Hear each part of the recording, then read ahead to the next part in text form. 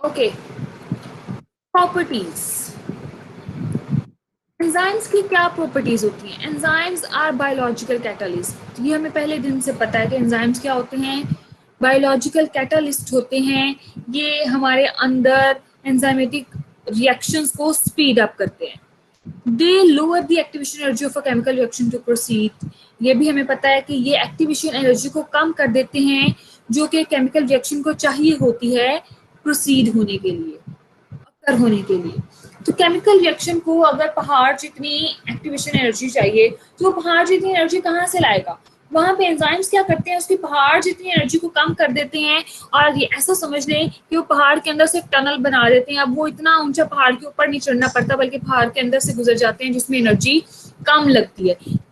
लगती जरूर है पर कम लगती है, तो एक्टिवेशन एनर्जी क्या हो जाती है, कम हो जाती है। मकसद तो यही होता है कि पहाड़ के ऊपर से चढ़ के दूसरी तरफ पहुंचना है, तो वो चाहे ऊपर से चले जाओ चाहे वो पहाड़ के अंदर से उसको काट के चले जाओ। ठीक है, तो उससे क्या होता है कि एक्टिवेशन एनर्जी पहाड़ जितनी हमें सर्व नहीं करनी पड़ती बल्कि वो बहुत नीचे बहुत थोड़ी हो जाती है। एंजाइम्स बिल्कुल इसी तरह एक्टिवेशन एनर्जी को लोअर कर देते हैं और केमिकल रिएक्शन फिर तेजी से स्पीडली अकर हो जाता है। They speed up reaction rate of reaction to 103 to 108 times faster than uncatalyzed reaction. ये तकरीबन 103 से 108 गुना तक केमिकल रिएक्शन के रेट को, उसकी स्पीड को बढ़ा देते हैं एज कम्पेयर टू अनकैटालाइज्ड जिसमें कोई भी कैटालिस्ट यूज नहीं हो रहा होता। The number of molecules of substrate converted to product per enzyme molecule per second is called the turnover. तो ये क्या कहलाता है? उसका टर्नओवर कहलाता है कि कितने सबस्ट्रेट के मॉलिक्यूल्स एक एंजाइम से एक सेकंड में कितने प्रोडक्ट्स में कन्वर्ट हो रहे हैं। तो this is called its turnover. एक एंजाइम एक सेकंड में कितने सबस्ट्रेट के मॉलिक्यूल्स को प्रोडक्ट्स में कन्वर्ट कर रहा है, that is it's turnover number. Enzymes remain unchanged at the end of reaction. ये भी हमने लास्ट लेक्चर में किया था कि एंजाइम्स जो हैं वो अनचेंज्ड रहते हैं, वो कभी भी खुद यूटिलाइज नहीं होते, वो सिर्फ इन्वॉल्व होते हैं, रिएक्शन की एनर्जी को लो करवाते हैं, रिएक्शन को खत्म करवाते हैं और बस काम खत्म और खुद साइड पर हो जाते हैं। तो ये कभी भी खत्म नहीं होते, ये हमेशा बार बार रीयूज, बार बार रिसाइकल होते रहते हैं at the end of the reaction and can reuse again and again.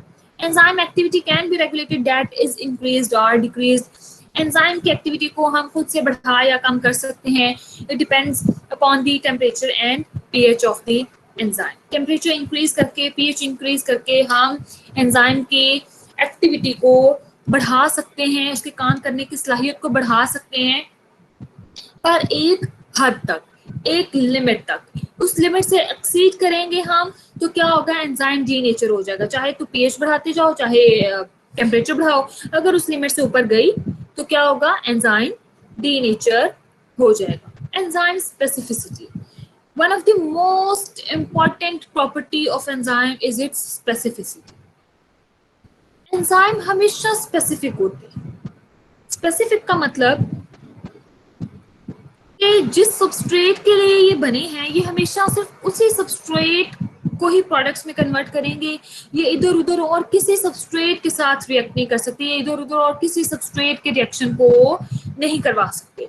They are highly specific. ये अपने स्पेसिफिक सबस्ट्रेट को ही अपने साथ बाइंड होने देते हैं और किसी को अपने साथ बाइंड होने ही नहीं देते। जब कोई बाइंड ही नहीं होगा इसके साथ तो फिर जाहिर सी बात है वो प्रोडक्ट्स में भी कन्वर्ट नहीं होगा सिवाय इसके अपने स्पेसिफिक सबस्ट्रेट के। तो this is called is specificity.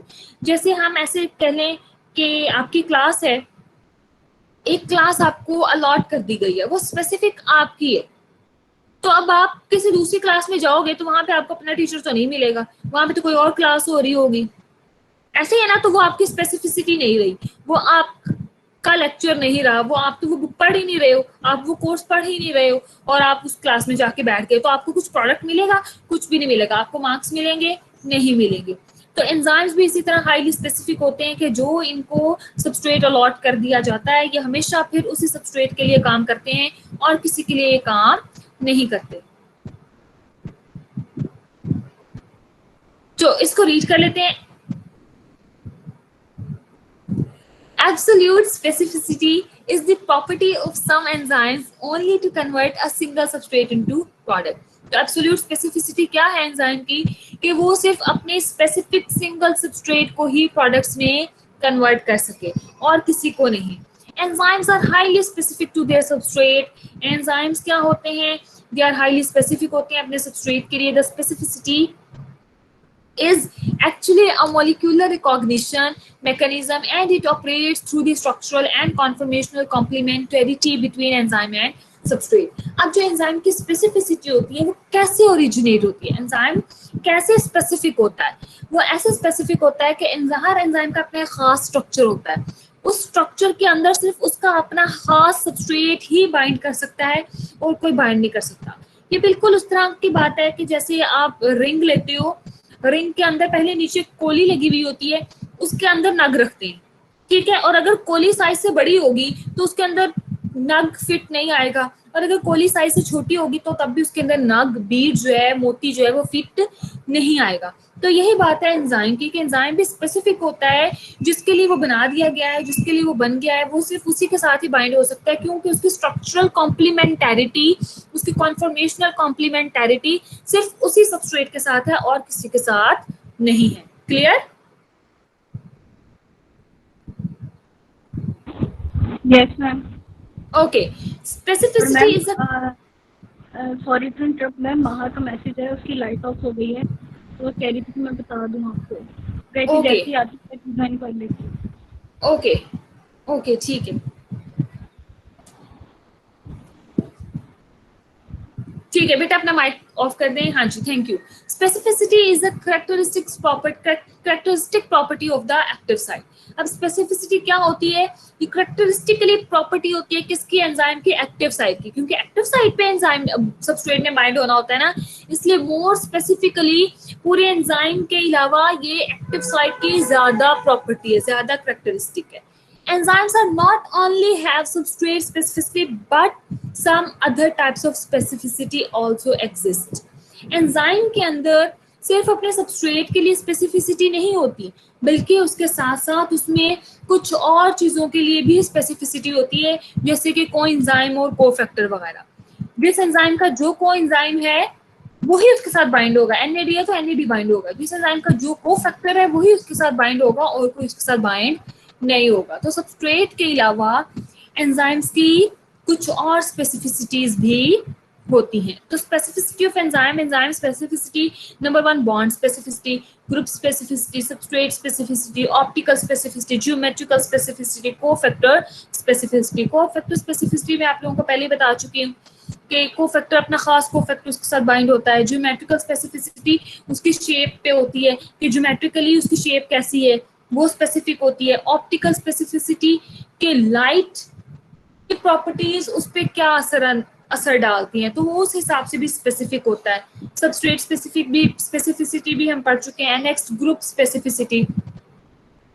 हर एंजाइम का अपना एक स्पेसिफिक ग्रुप होता है, उस ग्रुप की भी स्पेसिफिसिटी होती है. और बॉन्ड स्पेसिफिसिटी भी होती है कि एंजाइम जो है उसमें बॉन्ड्स कौन से बन रहे हैं. Students kindly give me 2 minutes, it's an important call.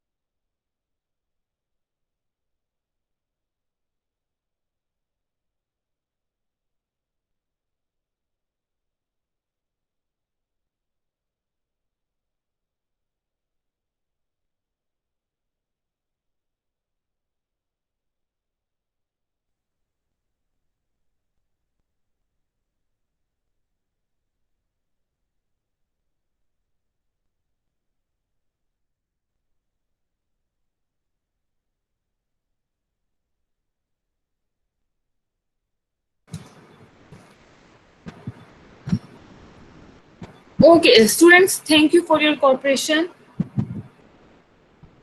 Okay start करें हम लोग। Yes ma'am. Okay yes ma'am. Okay, तो अब ये देखें कि ये है mechanism of action. Mechanism of action क्या है कि this is E for enzyme, S for substrate. Enzyme plus substrate bind हुए, दोनों मिले, मिलके क्या बन गया, एंजाइम सबस्ट्रेट कॉम्प्लेक्स। ये ई एस दोनों जुड़ गए, एंजाइम सबस्ट्रेट कॉम्प्लेक्स बन गया। यहाँ आप नीचे देख सकते हैं, ये एंजाइम है, ठीक है, ये एक्टिव साइट है इसकी जिसमें घड़े पड़े हुए हैं, और ये क्या उसका सबस्ट्रेट। तो सबस्ट्रेट एंजाइम में बाइंड हुआ, ये एंजाइम प्लस सबस्ट्रेट हुए, ये एंजाइम सबस्ट्रेट कॉम्प्लेक्स बन गया। अब एंजाइम सबस्ट्रेट कॉम्प्लेक्स बना, कॉम्प्लेक्स बनने के बाद रिएक्शन आगे प्रोसीड हुआ, तो हमारे पास क्या बन गया, एंजाइम प्लस प्रोडक्ट। ये एंजाइम एंड प्रोडक्ट, ये कॉम्प्लेक्स बन गया और अभी तक ये एंजाइम के साथ ही जुड़ा हुआ है। After some time enzyme and products will be separated. कुछ देर के बाद क्या होगा, ये प्रोडक्ट्स जो थे वो अलग अलग हो गए, सेपरेट हो गए, और एंजाइम अलग हो गए। तो एंजाइम आप देख सकते हैं, ये दोबारा यही वाला एंजाइम बन चुका है, दोबारा से ये सबस्ट्रेट के साथ बाइंड हो जाएगा, दोबारा से ये रिएक्शन चल पड़ेगा। तो एंजाइम कभी भी रिएक्शन के दौरान खुद यूटिलाइज नहीं होता, वो सिर्फ रिएक्शन को स्पीड अप करा के खुद एज इट इज वैसे का वैसे ही रह जाता है। Okay, next this diagram. Yes. Okay, तो उसी रिएक्शन की जो पिछले वाली डायग्राम है, उसी डायग्राम की मजीद थोड़ी डिटेल है। ये क्या है, हमारे पास फर्स्ट स्टेप पे the substrate sucrose consist of glucose and fructose bonded together. ये एक सुक्रोज का मॉलिक्यूल है। सुक्रोज हमारी आम टेबल शुगर भी होती है, जो हम आम घर में चीनी खाते हैं, that sugar is called sucrose. वो क्या है, बेसिकली सुक्रोज है। सुक्रोज ग्लूकोज और फ्रुक्टोज की बनी हुई होती है। ये है एक एंजाइम। अब ये जो सुक्रोज है, ये एंजाइम के अंदर ये यहाँ पर आकर बाइंड हो गया। स्टेप 2 पे एंजाइम सबस्ट्रेट कॉम्प्लेक्स बन गया। एंजाइम सबस्ट्रेट कॉम्प्लेक्स बनने के बाद एंजाइम ने क्या किया, उसको प्रोडक्ट्स में कन्वर्ट कर दिया। अभी तक प्रोडक्ट्स साथ जुड़े हुए हैं। वाटर की प्रेजेंस में हाइड्रोलिसिस हुई, मैं आपको बताती थी ना कि वाटर के बगैर कभी भी एंजाइमेटिक रिएक्शंस नहीं हो सकते, तो यहाँ पे वाटर जरूरी चाहिए होता है। अब वाटर इसमें डलेगा, वाटर डलेगा तो प्रोडक्ट्स अलग हो जाएंगे, एंजाइम अलग हो जाएगा। तो ये एंजाइम सबस्ट्रेट कॉम्प्लेक्स में से, सॉरी, एंजाइम प्रोडक्ट कॉम्प्लेक्स में से प्रोडक्ट्स अलग हो गए, ग्लूकोज और फ्रुक्टोज अलग हो गए, और ये एंजाइम अलग होगा। ये एंजाइम दोबारा से यहाँ पर आ जाएगा, दोबारा से सबस्ट्रेट इसके साथ बाइंड कर जाएगा, और ये रिएक्शन दोबारा बार बार चलता रहेगा। थर्ड पे the binding of the substrate and enzyme places stress on the glucose fructose bond and the bond breaks. उससे बॉन्ड ब्रेक हो जाता है, products are release and the enzyme is free to bind other substrates. Product free हो जाते हैं और enzyme दोबारा से रेडी हो जाता है कि वो दोबारा अगले सबस्ट्रेट के साथ बाइंड कर सके।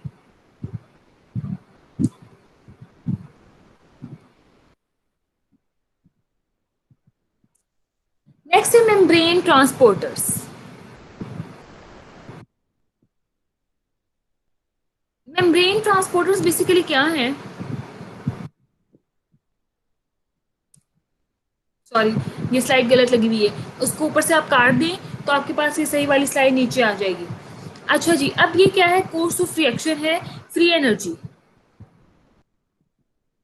एक अनकैटालाइज्ड रिएक्शन और एक कैटालाइज्ड रिएक्शन में एक्टिवेशन एनर्जी का कंपैरिजन किया गया। ये जो ई है ये किसकी है, अनकैटालाइज्ड रिएक्शन की, और ये जो ई है रेड वाली, ये किसकी है, कैटालाइज्ड रिएक्शन की।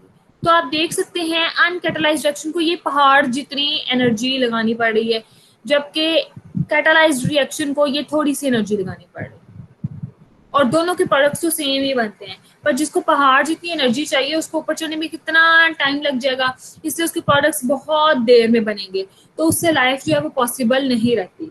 जबकि ये थोड़ी सी देर में जल्दी से ही इतनी एनर्जी हासिल कर लेता है एंजाइम की वजह से, और फिर क्या होता है, प्रोडक्ट्स में जल्दी जल्दी कन्वर्ट हो जाता है। नेक्स्ट है लॉक एंड की मॉडल। लॉक एंड की मॉडल क्या है, एंजाइम का जो हमने अभी मैकेनिज्म पढ़ा है ना, ये बेसिकली यहाँ पे इस स्लाइड को ऊपर होना चाहिए था, पर ये गलती से अब यहाँ पर है, तो चले कोई बात नहीं। ये वाला जो हमने मैकेनिज्म ऑफ एक्शन पढ़ा है ना, इस मैकेनिज्म ऑफ एक्शन को दो बंदों ने मजीद एक्सप्लेन किया और उन्होंने दो मॉडल्स बनाए। एक मॉडल कहलाता है लॉक एंड की मॉडल और दूसरा कहलाता है इंड्यूस्ड फिट मॉडल। दोनों मॉडल्स बहुत इंपॉर्टेंट हैं, पेपर में आ सकते हैं, ये इंपॉर्टेंट क्वेश्चन है। अब लॉक एंड की मॉडल क्या है? लॉक और की का पता है आपको क्या होते हैं? लॉक क्या होता है, की क्या होती है? What is lock and what is की? मैम नॉर्मल लैंग्वेज में, क्या? नॉर्मल लैंग्वेज में बताना है, मतलब की उसको चाबी को बोलते हैं, लॉक ताले को बोलते हैं। यस, तो नॉर्मली मैं यस यही पूछ रही हूँ, लॉक ताला होता है और की क्या होती है? चाबी होती है। तो जो लॉक एंड की मॉडल है वो यही कहता है कि एंजाइम क्या है? एक ताला है और सबस्ट्रेट क्या है? उसकी की है जो प्रॉपर उसके अंदर फिक्स हो जाती है। अगर आप देखें कि ताले के अंदर कोई और दूसरी चाबी लगाएंगे वो उसमें कभी भी नहीं लगती, नहीं लगती ना। तो यही यहाँ पे वो बात कहते हैं कि एंजाइम एक ताले की तरह है और सबस्ट्रेट एक की तरह है। अगर उसमें कोई और की लगाएंगे, उसमें कोई और सबस्ट्रेट लगाएंगे तो वो कभी भी उससे प्रोडक्ट हमें नहीं मिलेगा, उससे कभी भी ताला नहीं खुलेगा। तो दिस इज लॉक एंड की मॉडल कि हर एंजाइम के लिए उसका अपना स्पेसिफिक सबस्ट्रेट चाहिए और एंजाइम की जो शक्ल होती है, जो एंजाइम की कॉन्फर्मेशन होती है वो फिक्स होती है, बिल्कुल ऐसी जैसे ताले की तरह, ताले की होती है उस तरह। So the lock and key model, also called Fisher's theory, is one of two models which describe the enzyme substrate interaction. Lock and की मॉडल फिशर ने प्रपोज किया था। फिशर, इसको इसलिए फिशर थ्योरी भी कहते हैं क्योंकि जिस साइंसदान ने इसको प्रपोज किया वो उसका नाम था फिशर। अब वो क्या कहता है? द लॉक एंड की मॉडल एज्यूम्स, ये मॉडल फर्ज करता है, ये मॉडल एज्यूम करता है that the active site of the enzyme is rigid, कि एक्टिव साइट, एंजाइम की जो एक्टिव साइट है वो रिजिड है। रिजिड मतलब सख्त, फिक्स, वो रिजिड है। And the substrate and active site are equal shape, और जैसे सबस्ट्रेट और एक्टिव साइट होती है वो इक्वली शेप्ड होती है। अब ये देखें, इक्वली शेप्ड या एक जैसी शेप, ये है, ये देखिए, ये आपको ऐसे कर्व नजर आ रहे हैं यहाँ पे एंजाइम में या एक्टिव साइट में, उसी तरह के कर्व यहाँ सबस्ट्रेट में है। तो उसने कहा है कि दोनों की जो शेप है वो इक्वल होती है, एक जैसी होती है, ताकि वो उसके अंदर आसानी से फिक्स हो सके, जैसे ताले के अंदर चाबी हो जाती है fix. It supposes that the substrate fits perfectly into the active site of the enzyme. ये मॉडल क्या सपोज करता है कि सबस्ट्रेट उसके अंदर परफेक्टली फिट हो जाता है एंजाइम के अंदर और फिर एंजाइम सबस्ट्रेट कॉम्प्लेक्स बन जाता है। ये देखिए, सबस्ट्रेट बाइंड हुआ इसके अंदर, एंजाइम सबस्ट्रेट कॉम्प्लेक्स बन गया और ये प्रोडक्ट्स अलग हो गए, एंजाइम अलग हो गए। ये है लॉक एंड की मॉडल, पर ये मॉडल फिजिबल नहीं है, ये मॉडल रिजेक्ट हो चुका है। इसकी जगह आया नया model, that is called induce fit model. Induce fit model का क्या मतलब है? इस बंदे ने, कोशलैंड था इसका नाम, डैनियल कोशलैंड। इस बंदे ने ये कहा कि एंजाइम की जो एक्टिव साइट होती है वो फिक्स नहीं होती, वो रिजिड नहीं होती। सबस्ट्रेट उसके करीब आता है, जैसे ही सबस्ट्रेट और एंजाइम के बाइंडिंग साइट के दरमियान बाइंडिंग होती है तो एंजाइम क्या करता है? अपनी शक्ल को चेंज कर लेता है, अपनी शक्ल को चेंज करके सबस्ट्रेट को अपने अंदर फिक्स कर लेता है। तो इसकी जो एंजाइम की एक्टिव साइट है वो फिक्स नहीं होती, ये कहता है induce fit model. Induce fit के सबस्ट्रेट लगने पर एंजाइम को इंड्यूस किया जा रहा है, एंजाइम को फोर्स किया जा रहा है, इंड्यूस मतलब फोर्स, एंजाइम को फोर्स किया जा रहा है और फिर वो सबस्ट्रेट को अपने अंदर फिट कर रहा है।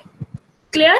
यहाँ पे आप लोग इसमें डायग्राम में भी देख सकते हो कि ये एंजाइम है। अब देखिए, एक्टिव साइट की शक्ल डिफरेंट है जबकि सबस्ट्रेट की शक्ल डिफरेंट है। जैसे ही सबस्ट्रेट एंजाइम को अप्रोच करेगा, एंजाइम के करीब आएगा, एंजाइम अपनी एक्टिव साइट की शक्ल में, कॉन्फर्मेशन में थोड़ी सी चेंजेस ले आएगा, ऐसी चेंजेस लाएगा जिसकी मदद से सबस्ट्रेट उसके अंदर प्रॉपरली अच्छी तरह फिक्स हो सके। तो this is called induce fit model.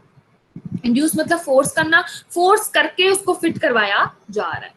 So the induced fit model proposed by Daniel Koshland in 1958 attempts to explain how this is accomplished.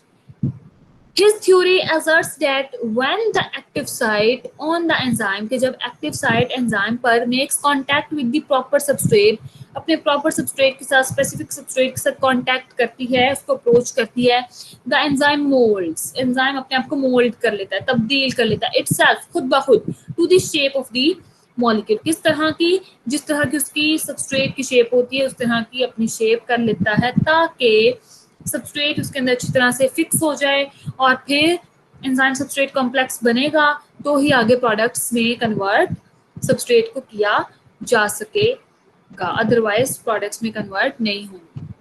Clear? Yes ma'am. Okay, so students quickly इसको जरा सा आप लोग revise कर लें, फिर मैं आप लोगों से इसमें से क्वेश्चंस करती हूँ। Okay ma'am.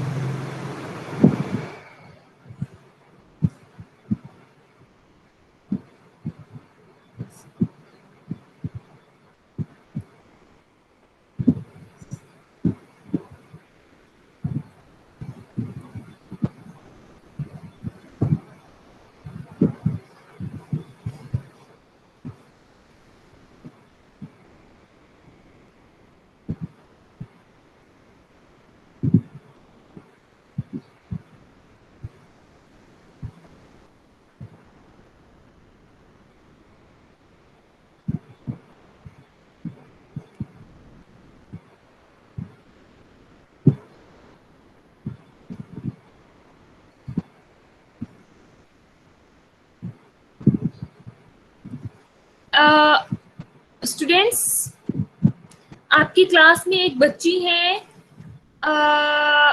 Kinza Shahbaz, roll number 28। वो उनसे ज्वाइन नहीं हो पा रहा, वो बेसिकली प्रेजेंट पे लगा देती हैं। आप काइंडली कोई एक बच्चा उनको कॉल करके उनको इन्फॉर्म करिए कि किस तरह से ज्वाइन करना, उन्हें बताएं कि सिर्फ ज्वाइन करना है, प्रेजेंट नहीं करना। वो प्रेजेंट को मेरा ख्याल है प्रेजेंट समझ रही हैं और जिसकी जैसे वो उस पर क्लिक कर रही हैं तो वो जाहिर सी बात है कि नहीं होगा, वो फेल टू ज्वाइन हो जाए। ठीक है, चले उनको मैं फटाफट, इन्फॉर्म करती हूँ मैम उसको, मैं यस करती हूँ। यस किंजा शहबाज को इन्फॉर्म करें।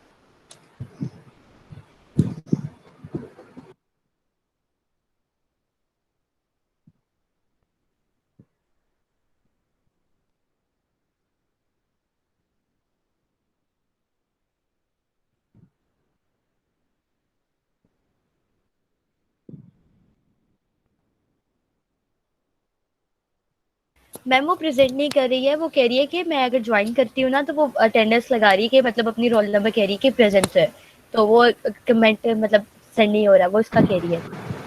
अच्छा, उन्हें कहें कि वो वहां पे मैसेज सेंड ना करें क्योंकि मैनुअली मैं कह आप लोगों की अटेंडेंस लगा लूंगी। Okay ma'am.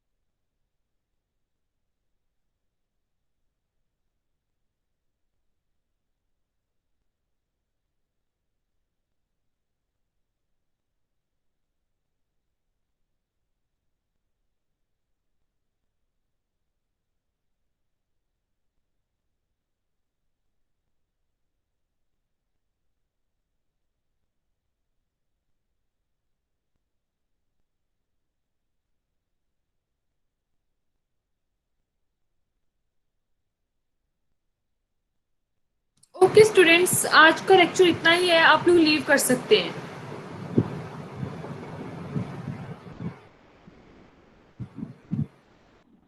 ओके मैम, अल्लाह हाफिज़। अल्लाह हाफिज। अल्लाह हाफिज। ओके मैम, अल्लाह हाफिज़।